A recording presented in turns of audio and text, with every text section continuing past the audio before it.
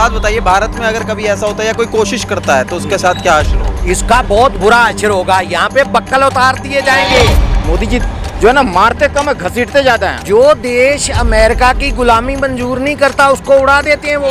आपको कोई मारेगा तो क्या करेंगे आप? वहाँ भागेंगे ना।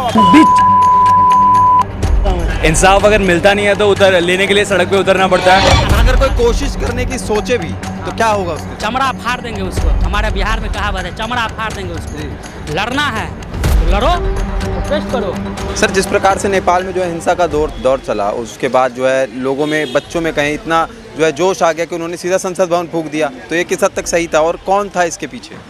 देखिए, इसके पीछे डीप स्टेट काम कर रही है। नेपाल अभी देख ही लिए हैं कैसे तख्ता पलट हुआ, वैसे ही अफगानिस्तान में भी पलटी हुआ तख्ता पलट, पाकिस्तान में हुआ, म्यांमार में हुआ, बांग्लादेश में हुआ, अभी नेपाल में और श्रीलंका में देख ही लिए। तो इस तरह से सब अगल बगल जितना है सब ये डीप स्टेट के थ्रू काम किया जा रहा है। उन लोग पैसा का कमी नहीं है उसके पास, डीप स्टेट के पास पैसा का कमी, जितना पैसा चाहिए उतना पैसा मिलेगा। और उन लोग जैसे भी कर करके सरकार पलटी करना चाहता है। लेकिन एक खबरदार, भारत में काम करने का कोई कोशिश भी ना करे। यहाँ पर जो है ना सैनिक एकदम धनिया बो देगा। सनिया जो है ना एकदम सैनिक हमारा जो है ना पूरा एकदम इतना मजबूत है, हर तरह से मोदी की सरकार है, ये बात ध्यान रहे, है ना। मोदी की सरकार में एक चींटी भी पर नहीं मार सकता है। मोदी जी जो है ना मारते कम है, घसीटते ज़्यादा हैं और इनका लाठी में आवाज़ नहीं है, बात जान लीजिए। तो ये मोदी की सरकार जब तक है तब तक तो एक बाल भी बांका नहीं होगा किसी का। और ये सपने देखने वाले तोड़ने का, देश तोड़ने वाले सपना जो है देखते रहें, कुछ उखाड़ नहीं सकेंगे। अच्छा, आपका क्या कहना है नेपाल की हिंसा पे? भाई ऐसा है, वो आपने इन्होंने भाई साहब ने बता दिया आपको कि जो देश अमेरिका की गुलामी मंजूर नहीं करता उसको उड़ा देते हैं वो। भाई वहाँ पे सबसे पहले उन्होंने पाकिस्तान में रिजीम चेंज करवाया, उनकी बात नहीं मानी इमरान खान ने। उन्होंने फट से जितने भी, क्योंकि मिली जुली सरकार थी, बंदे खरीदे वो दूसरे के पास लगा के फट से उनकी सरकार चेंज कर दी, इमरान खान को अंदर डलवा दिया। उसके बाद उन्होंने श्रीलंका वाला काम करा, श्रीलंका में वो कामयाब हो गए सरकार चेंज करने में। उसमें बांग्लादेश में जो अच्छी भली सरकार चल रही थी और बांग्लादेश तरक्की कर रहा था और इसकी इकॉनमी पाकिस्तान से भी ऊपर जा चुकी थी।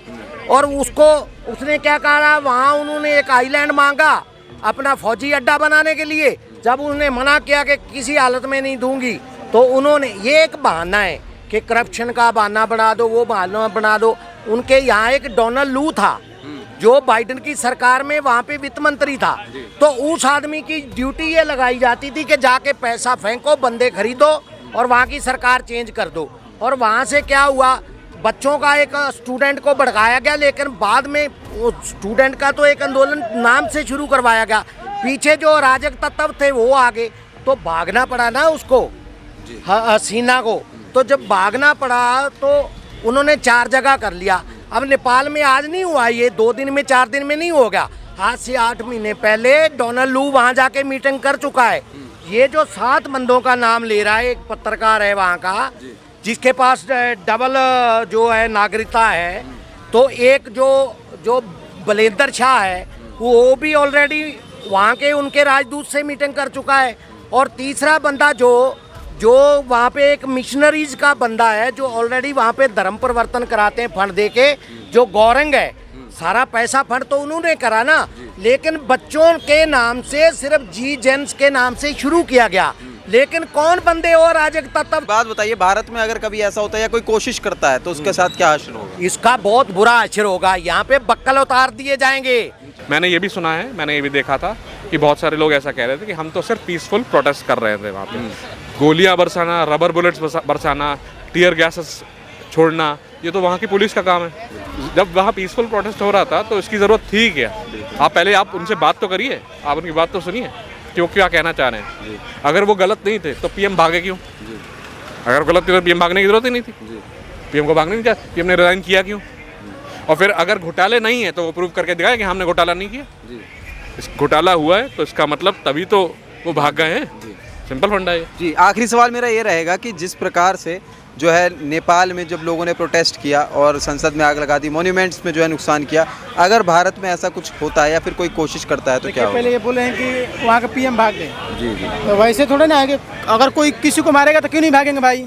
उसका भी तो जान बचाना है। पहले देखिए वो बात ठीक है, वो भाग जाना एक अलग चीज होती है, लेकिन भाई भाग नहीं रहा, घर में ढुक के मार रहा है लोग। पहले बात आराम से जला बात रहा है, करते हैं, ठीक है। अगर पीएम भागना, एक हेलीकॉप्टर से भाग जाना एक अलग चीज होती है, अगर रेजिग्नेशन कर देना एक अलग चीज होती है, दो अलग चीजें हैं, मानते हो? तो रेजिग्नेशन कर दिया उन्होंने। देखिए हम देखे हैं वहाँ का मंत्री को, मानते हो करप्शन हुआ है वहाँ का मंत्री करप्शन हुआ है, मानते हो? हैं? देखो वहाँ नेपाल की जनता, नेपाल की जनता इधर उधर क्यों मंडराती रहती है? जो बांग्लादेश में होता क्या नेपाल की जनता इधर उधर क्यों मंडराती रहती है? नेपाल में होता है, एक एक करके बोलिए, एक एक करके जो बोलिए। बांग्लादेश में होता क्या हुआ था? बांग्लादेश, ये नेपाल की बात हो रही है, बांग्लादेश की बात नहीं हो रही है। ये बांग्लादेश की बात नहीं हो रही है, इससे पहले बांग्लादेश में हुआ इससे था। पहले तो म्यांमार में भी हुआ, इससे पहले तो फिर थाईलैंड में भी हुआ, इससे पहले तो वियतनाम में भी हुआ। क्या करें उसका? बताइए। अच्छा, ये बताइए आपको कोई मारेगा तो क्या करेंगे आप? वहाँ से भागेंगे ना? वहाँ घर जलाया जा रहा है, संसद भवन तो नहीं करना चाहिए ना। संसद भवन जलाया जा इनका रहा है। ये कहना है भागना ना भागना अलग बात है, रेजिग्नेशन। आखिर जेन जेड क्या है हमें बता दें। तुम भी जनजी हो। हम जेन जेड हाँ, हाँ। 2002 के बाद जो नागरिकता मिली है वो जेन जेड है। हाँ। वह- तो तुमका पैदा हुआ अरे वहाँ के तो लोग निकल के जेल में से गोली मार दे रहे हैं। ऐसा है। तुम जरा जब- ऐसा सुनो, यहाँ पे कोई अराजकता की जरूरत नहीं है, आराम से बात करने की जरूरत है सबसे ना ना पहले। वहाँ के अच्छा ठीक क्या है, सबसे पहले आराम से इसके बारे में क्या गोली अपना बताएंगे? नीचे रखो, शांति से बात करी जाती है, ठीक है। यहाँ पे कोई ड्रामा नहीं करने की, ना टीआरपी की जरूरत है यहाँ पे। मैं टीआरपी के लिए ड्रामा बात की करने बात आया नहीं है, आप बोल रहे हैं तुम कि कहाँ से आए हो? यहाँ तो इन्हीं के बैठे भेजे हुए, मुझे नहीं पता। जी, ऐसा बात ना है कि इनको बुलाने पाए हैं। यहाँ से कहाँ से आ गए? मुद्दे से मत भटकिए, मुद्दे से मत मैं इससे बात भटकिए, कर रहा हूँ, तुम कहाँ से आ गए थे? मुद्दे से मत भटकिए। आपका क्या कहना है? नेपाल के जो पीएम है वो रिजाइन दे के गए हैं। हाँ और देखिए उनको मारा जा रहा, भगाया जा रहा, आग लगाया जा रहा, तो क्यों नहीं भागेगा? हमारे घर में कोई आग लगा तो हम लोग नहीं भागेंगे। रिजाइन देने की क्या जरूरत थी? इनका ये कहना है। देखिए इतना दांगा हो गया तो रिजाइन क्यों देने की जरूरत है? इतना दांगा हुआ जब इतना भड़के लोग हैं। अब एक मिनट रुकिए। स्कूल में प्रिंसिपल होता है, प्रिंसिपल को अगर कोई मारता है तो क्या कहता था मैं प्रिंसिपल से छोड़ दूंगा? ऐसा होता है कभी? तो स्कूल में आग लगा दोगे फिर? मैंने अभी क्या बोला? तुम्हारे साथ दिमाग कम है थोड़ा सा। जो ये आसपास के हमारे देश हैं, बांग्लादेश, श्रीलंका, अफगानिस्तान, पाकिस्तान, इन लोगों में यहाँ पर दंगे हो चुके हैं। लेकिन भारत में अगर कोई भी ऐसा काम करने की कोशिश करेगा, बीच अगर ये न्यूज़ भारत के अंदर चल रही है तो वे लोग कान खोल के सुने जो कि यहाँ ऐसे ख्वाब देख रहे हैं कि भारत में भी ऐसा कुछ होगा। है? नेपाल में इसलिए कराया गया ये पहले कि भारत की जनता घबरा जाए, लेकिन ऐसा कुछ नहीं होगा यहाँ, क्योंकि यहाँ तो सारे के सारे स्ट्रॉन्ग, यहाँ की सेना भी स्ट्रॉन्ग, यहाँ का प्रधानमंत्री भी स्ट्रॉन्ग, सरकार भी स्ट्रॉन्ग और यहाँ की जनता भी स्ट्रॉन्ग।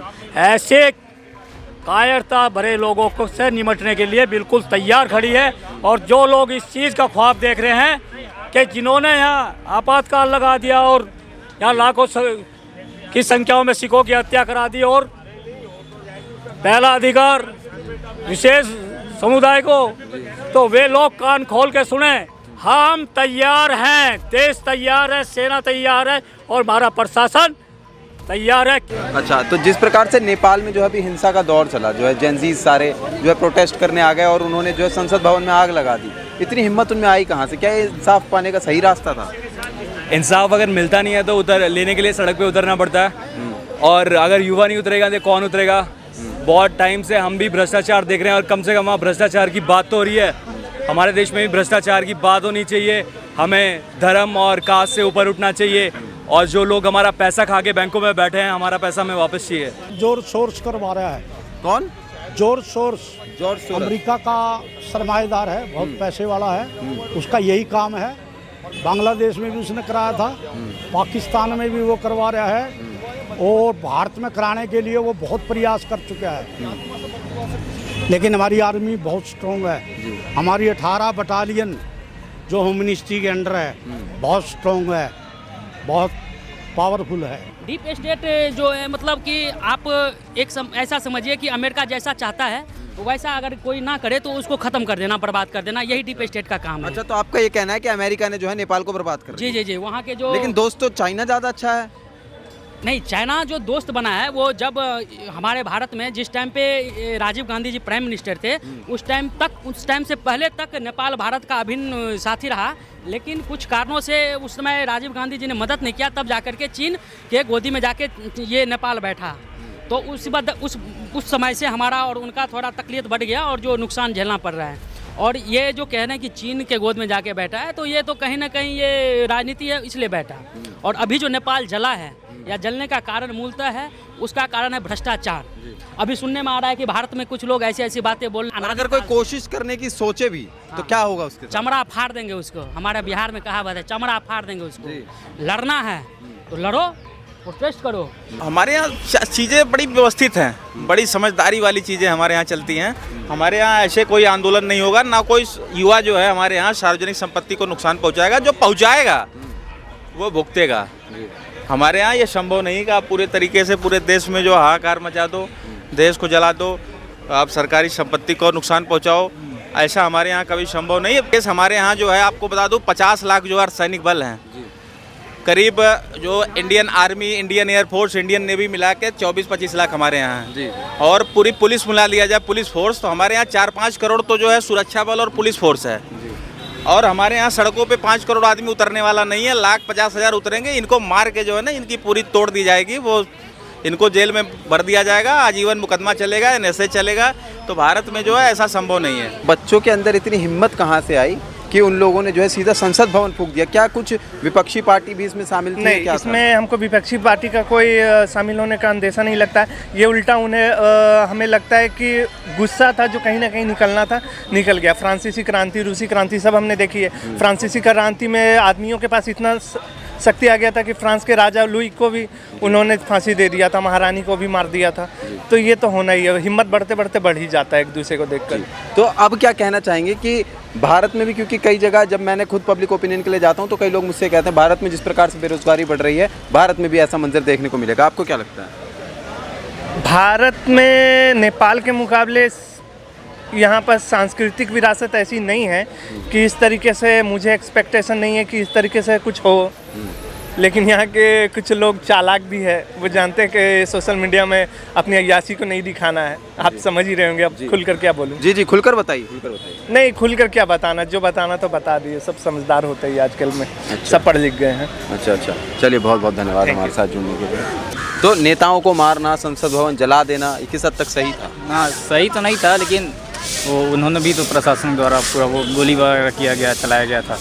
आपको क्या लगता है, पक्ष और विपक्ष को मिलके जो है एक कोई शांतिपूर्ण रास्ता निकालना चाहिए था, या फिर इस्तीफा देके सीधा भाग जाना देश छोड़? नहीं, वहाँ नेपाल का तो यही चलते जाता है, सब लोग इस्तीफा देते जाते हैं। श्रीलंका में भी ऐसे ही हुआ था, बांग्लादेश में ऐसे ही हुआ। लेकिन ऐसे थोड़ी होता है, कुछ हल निकालना चाहिए था पक्ष विपक्ष मिलकर। तो जैसा कि हमने देखा कि कई लोगों का ये कहना है कि नेपाल में जो है अराजक तत्व जो है वो है, उनकी वजह से जो है वहाँ पे संसद में आग लगाई गई और जो है बच्चों ने इतना ज़्यादा प्रोटेस्ट किया। और हालांकि प्रशासन ने भी वहाँ पे गलत किया है। हमारी ये रिपोर्ट आपको कैसी लगी, हमें कमेंट करके ज़रूर बताएं। और ऐसी तमाम जानकारियों के लिए बने रहिए FM न्यूज़ के साथ। नमस्कार।